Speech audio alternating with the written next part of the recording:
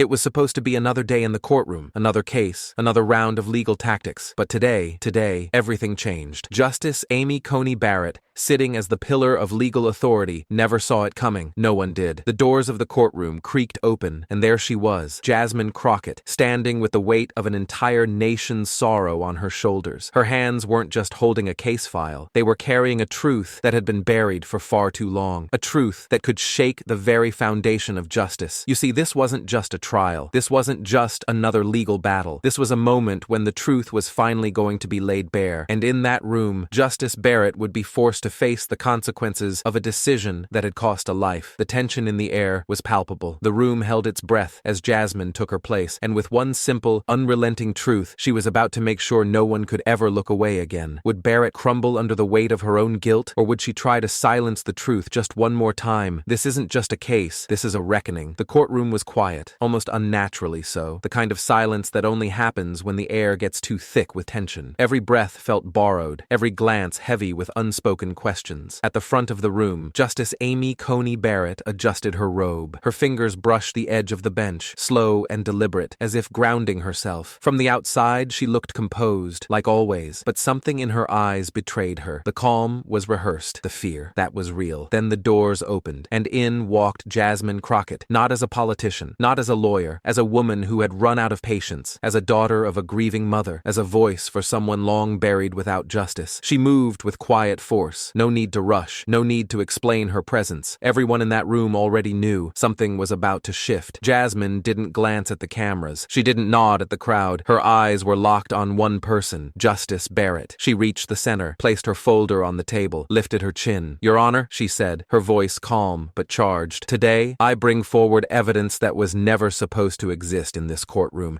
Evidence that someone, maybe several someones, tried to erase." Barrett leaned forward slightly. "Ms. Crockett, I remind you, this hearing follows strict procedure. Any unsubmitted—" "I know the rules," Jasmine interrupted, without raising her voice. "But I also know how those same rules have been used to hide truth, and today, they won't be enough to stop this." She opened the folder slowly. Every page inside felt like a ghost finally coming home. "This," she continued, holding up a document, "is a mission briefing, redacted beyond recognition before. But this copy, it's untouched. Names, dates, orders, and at the bottom," she turned it toward the court, "is your signature, Justice Barrett." The judge blinked. Once, twice, but she didn't speak. Jasmine placed another paper on the table. "This is the report that was never filed, because someone made sure it wouldn't be. The soldier it references died confused, alone, lied to, because his orders weren't meant to protect him. They were meant to protect a secret." Murmurs rippled across the room. Reporters scribbled, some wide-eyed, others looked down, too shaken to even look. "And this," Jasmine said, pulling out a final sheet, "is a letter from his mother, sent to your office 3 times, never answered. Her only request was the truth, and all she got was silence." Barrett shifted, her jaw clenched. Her hands gripped the bench, but not with control, with defense. She was no longer the one holding the gavel, not in spirit. "Justice isn't just a ruling," Jasmine continued. "It's accountability. It's the courage to say, I was wrong. I signed something I should have questioned. I let someone die without telling their family why, and I thought no one would ever come asking." She stepped back, letting the words settle. "You thought silence would be enough," she said, softer now. "But silence doesn't erase pain. It just delays the day someone finally dares to speak." For a long moment, Barrett said nothing. She stared down at the evidence, her breath shallow, her grip loosening. The courtroom didn't move. The moment stretched, unblinking, raw, real, because now the confrontation wasn't about rules. It was about reckoning. For a long moment, no one moved. No one spoke. The air in the courtroom had shifted, not with noise, but with weight. Jasmine Crockett stood like a woman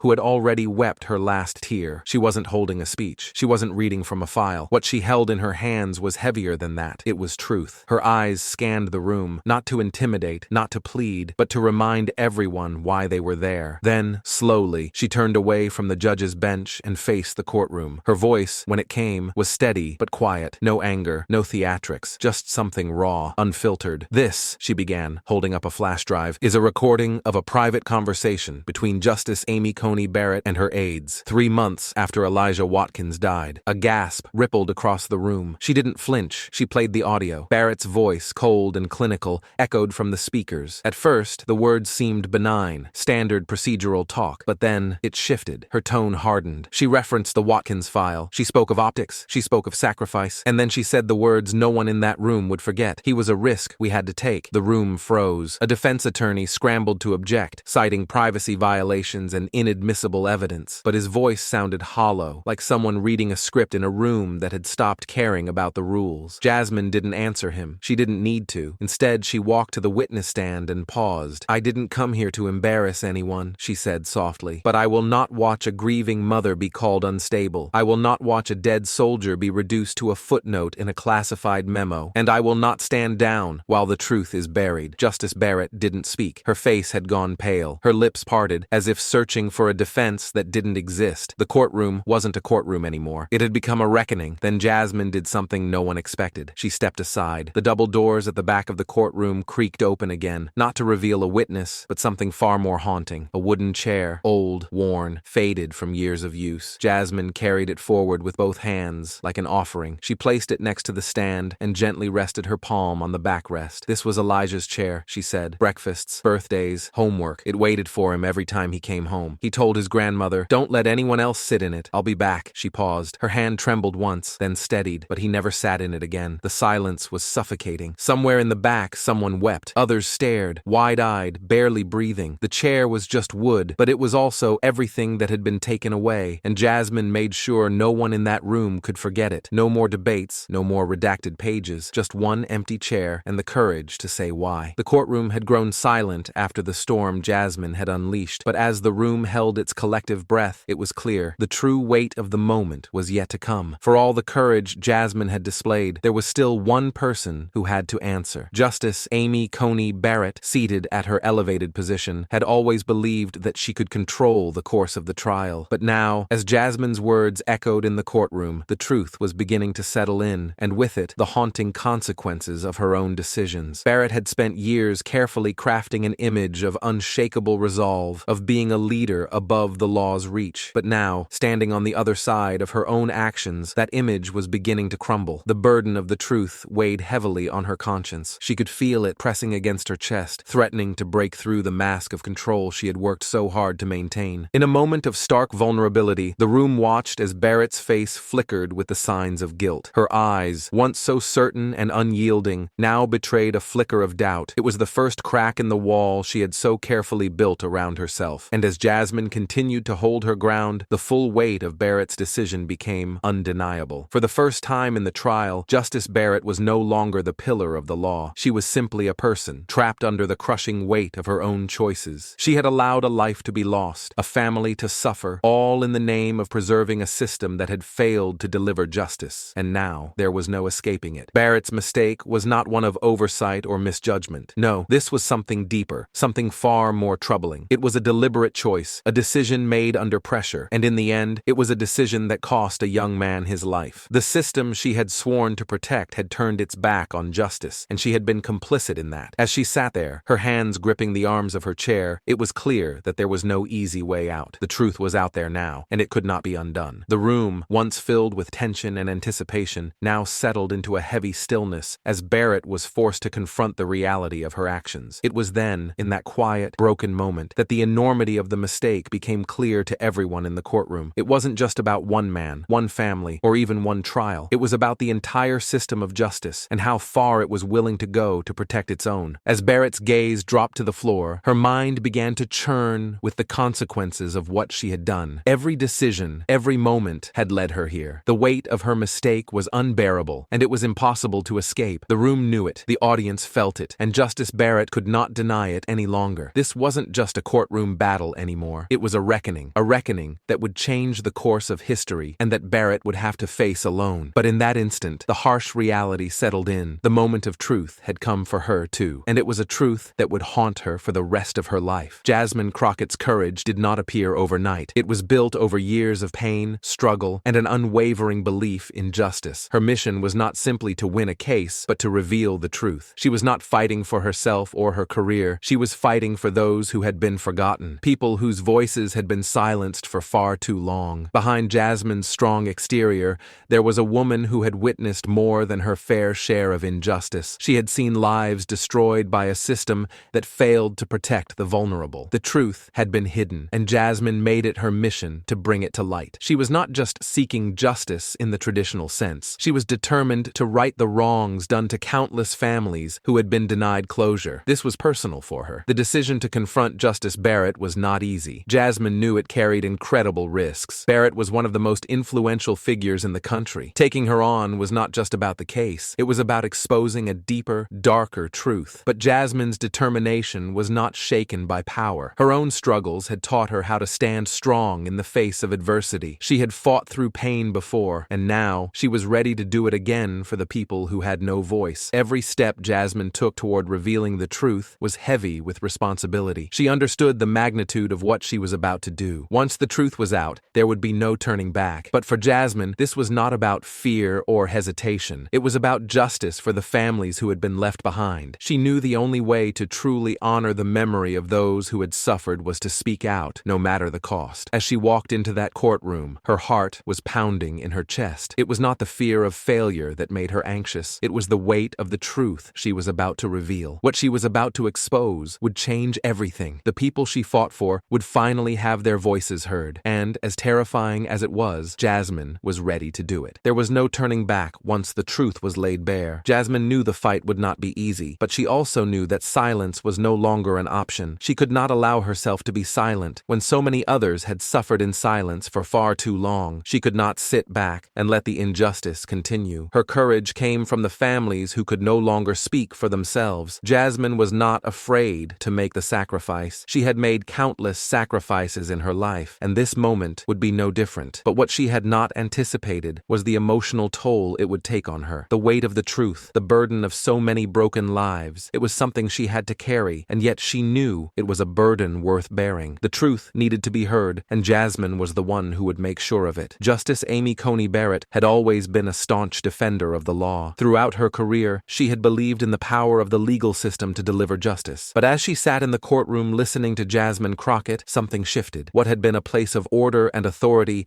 now felt like an arena where truth was finally emerging. Jasmine wasn't just telling a story. She was unraveling a truth that had been buried for too long. With each word, the weight of the years of injustice became clearer. Barrett's strong belief in the legal system now felt like an illusion, a comforting story that was no longer matching the reality before her. For years, Barrett had upheld the law without question. She had supported decisions based on legal precedent, thinking they were the key to ensuring fairness. But Jasmine's voice, filled with raw emotion and unwavering conviction, exposed a harsh reality. The system wasn't perfect. It wasn't neutral. It had allowed powerful individuals to escape accountability, while innocent lives were destroyed. The tension in the room was thick. Jasmine's words hit with precision, cutting through the facade of the legal world. Barrett, for the first time, began to see the flaws in the system she had long trusted. She realized that the law, in its current form, was often an instrument of power, not justice. Jasmine was not only speaking for herself, she was speaking for those who had been silenced, for those whose pain had been ignored. As she recounted the story, the gravity of the situation hit Barrett. This wasn't just another case. It wasn't just a legal battle. It was a reckoning. Barrett felt a wave of guilt wash over her. She had played a part in perpetuating this system,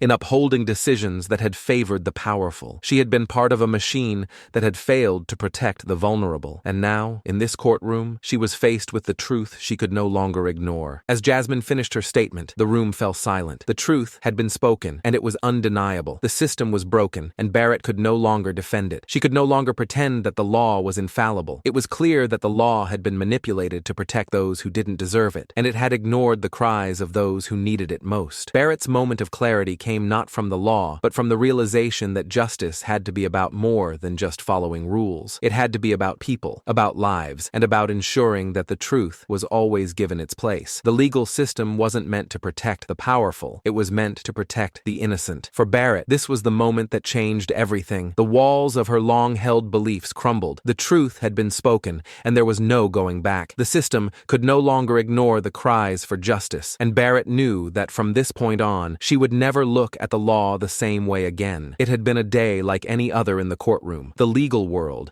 built on precedent and procedure, had felt unshakable, a world where truth was determined by legal definitions and interpretations. interpretations. But then something happened. It wasn't just another case, and this wasn't just another argument. The truth was suddenly undeniable, and it was staring right at Justice Amy Coney Barrett. Barrett, once so sure of her place in the judicial system, found herself in a rare moment of deep introspection. Jasmine Crockett, standing firm and resolute, was not merely arguing for justice in the case at hand. She was unveiling a truth that could not be ignored any longer. The truth wasn't just a story. It wasn't just an accusation. It was something that cut straight through the heart of the legal system that Barrett had spent her life defending. For years, Barrett had upheld the law with unwavering faith. She had made decisions based on precedent, convinced that the law was impartial, fair, and just. But today, as she listened to Jasmine recount the haunting details of lives shattered by the very system she had helped sustain, Barrett's certainty began to unravel. Jasmine's words weren't just a testimony, they were a revelation. She wasn't just talking about a personal tragedy,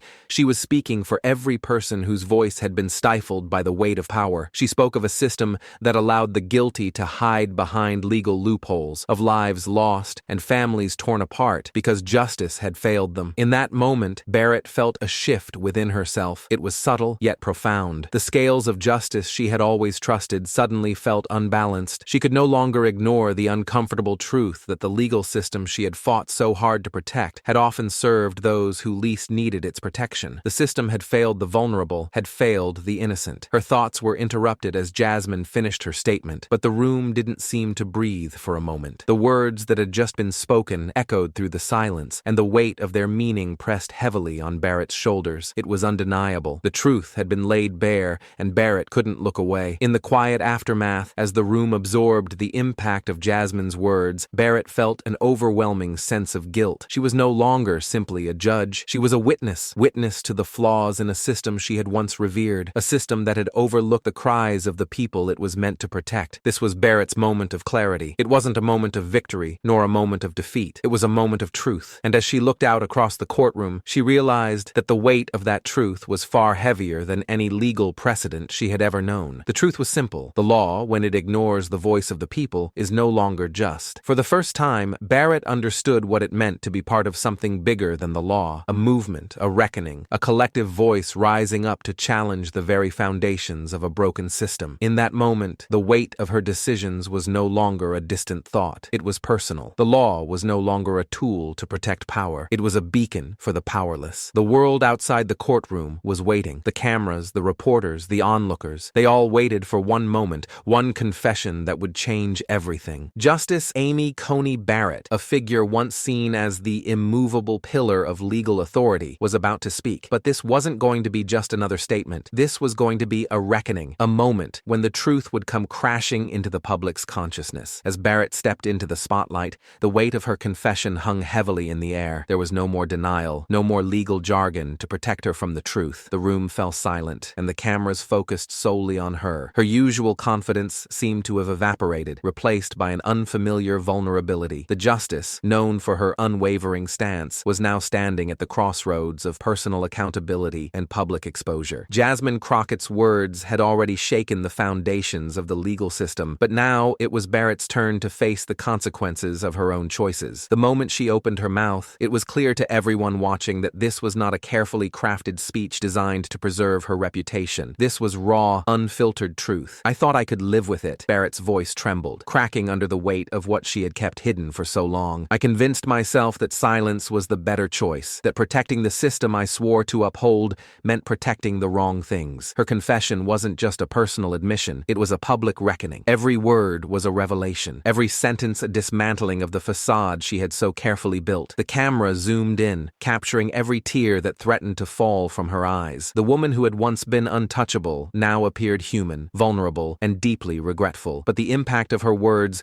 reached beyond the confines of the courtroom. Outside, millions of people watched, many of them angry, others simply heartbroken. They had believed in the system, and now they were forced to confront the truth that it had failed them. For years, people like Jasmine Crockett had carried the weight of injustice, their voices drowned out by the very institution meant to protect them. Barrett's confession brought that painful painful reality into the open, and there was no turning back. As Barrett continued, she didn't just admit to her mistakes. She acknowledged the brokenness of the system she had once defended. "I signed papers that cost lives. I protected people who didn't deserve protection, and I allowed silence to speak for me," she said, her voice steadying. "I can't live with that anymore." The weight of her confession was felt by everyone watching, but none more so than those who had been affected by the very system she had upheld. Jasmine Crockett, the mother of a child taken too soon, stood in the audience, her face a mixture of sorrow and vindication. She had fought for the truth, and now the truth was out. The public reckoning had begun. Amy Coney Barrett's confession was not just a moment of personal guilt. It was a national moment of realization, a moment that would force the entire nation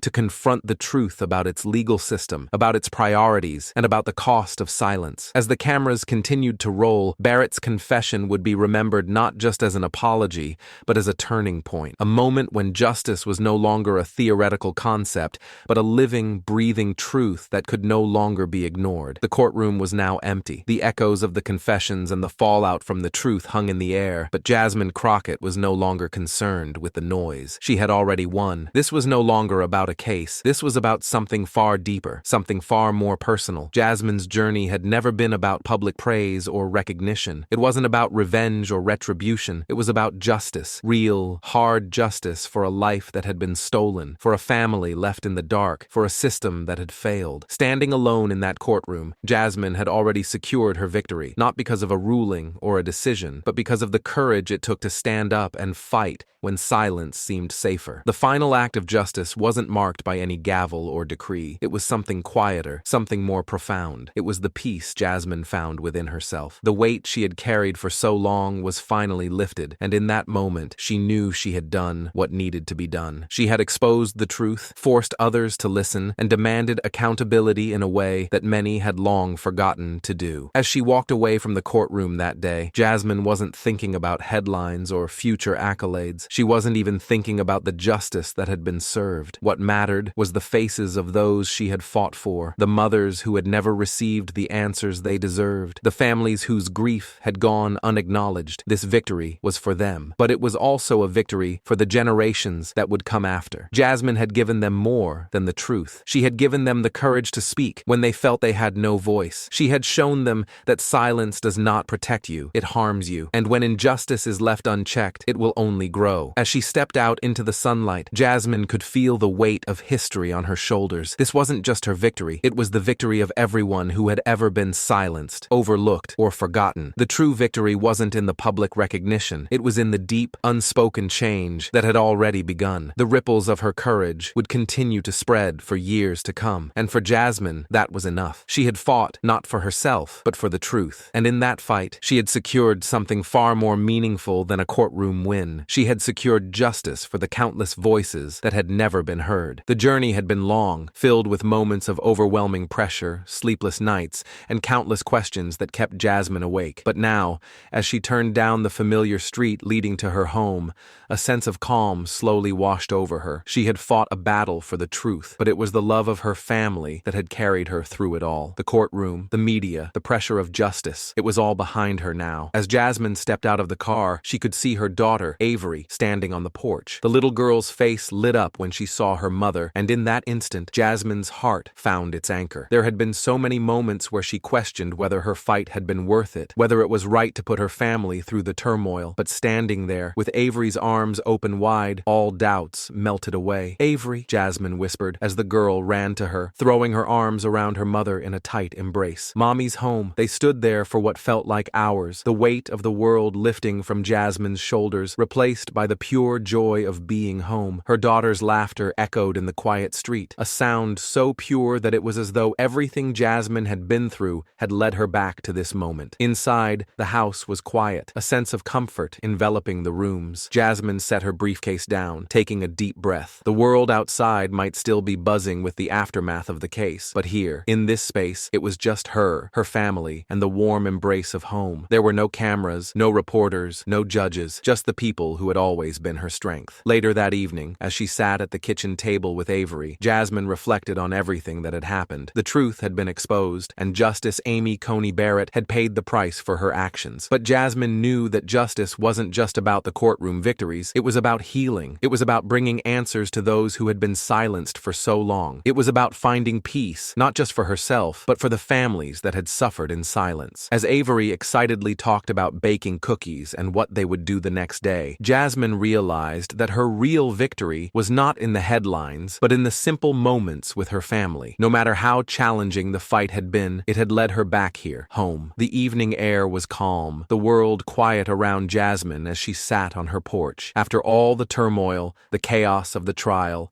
and the overwhelming weight of her fight for justice, this was the stillness she needed. The storm had passed, and now she could finally breathe. In her hands, Jasmine held a letter. It had arrived earlier in the day, sealed with care, written in delicate yet shaky handwriting. The name in the corner was familiar, Eleanor Watkins. Her heart skipped a beat. Eleanor's grandson had been one of the many lives lost, and now this letter was the final piece of closure Jasmine had been waiting for. With trembling hands, she unfolded it, each word sinking deeper into her chest. The letter was short, but the message was powerful. "You brought my grandson home. Thank you, Jasmine. You gave us a voice we thought we had lost. You gave us justice." Her breath caught in her throat as she read those words. This was it, the reason she had fought so fiercely, the reason she had risked everything. It wasn't for fame or for recognition. It was for families like Eleanor's, who had lived in silence, waiting for someone to finally listen. Tears welled up in Jasmine's eyes, but this time they weren't tears of pain. They were tears of relief, of gratitude. She had fought for the truth, not just in the courtroom, but for these families who had trusted her with their pain and their hopes. She had delivered what they had desperately needed, justice. The cool breeze gently stirred, as if nature itself was acknowledging the weight of this moment. Jasmine held the letter close to her chest. She had given everything for this fight, but now she realized that it wasn't about the headlines or the public recognition. It was about moments like this, moments when the truth was heard, and people like Eleanor's family finally found peace. As she folded the letter and placed it in her pocket, Jasmine knew that this was more than just the end of a legal battle. It was the end of a long journey, a journey that had led to justice for the voiceless. She could finally rest, knowing that she had done what was right. The battle was over, the verdict had been reached, and yet, as Jasmine stood on the steps of the courthouse, she couldn't help but feel the weight of something deeper. The true cost of silence had been laid bare. For years, the truth had been hidden. The voices of the oppressed had been silenced, their stories buried under layers of bureaucracy, corruption, and fear. In the quiet corners of the courtroom, behind every carefully crafted argument, the silence had served to protect the guilty and punish the innocent. But Jasmine had stood up, and in doing so, she had shown the world what could happen when silence was broken. Her victory wasn't just in the court ruling, it was in the lives that were finally acknowledged, the stories that were no longer buried. The truth had been spoken, and the consequences of that truth had echoed through every person it touched. Silence, Jasmine now understood, wasn't just the absence of sound, it was the tool of the powerful, a weapon used to maintain control. When people chose not to speak, when they chose to remain quiet in the face of injustice, they allowed wrongs to continue unchecked. They allowed lives to be lost, families to suffer, and the truth to be distorted. Jasmine had made a choice to speak, and in doing so, she had paid a price. It hadn't been easy. Every step of the journey had been filled with doubt, fear, and sacrifice. But the cost of silence was far greater. It was a cost that not only destroyed individuals, but also fractured the very foundation of a just society. The lesson was clear. We all have a responsibility to speak up. The truth is powerful, and it has the ability to heal, to restore, and to bring justice. But it must be heard, and that requires courage. When faced with injustice, we must never choose silence. It is the loudest form of complicity. If this story moved you, if it reminded you of the power of truth and the consequences of silence, now is the time to act. We've seen what happens when courage rises, when a single voice stands against the weight of injustice. Jasmine's fight wasn't just her own. It's a call to all of us. Do not let silence be your answer. When injustice is allowed to thrive in the shadows, we all suffer. It is easy to turn away, to pretend that it doesn't affect us. But the truth is, every injustice touches us in some way. We cannot afford to stay silent. This story is a reminder that when we speak up, when we hold the powerful accountable, change is possible. And it begins with us, right here, right now. Share this story. Share the truth. Let it echo across the world. And let it remind those in power that justice is not optional. It is a right. Ask yourself, what is my role in this? How can I make a difference? Every voice matters. Every action counts. Don't let this story fade into the background. Stand up, speak out, and be the change we all need.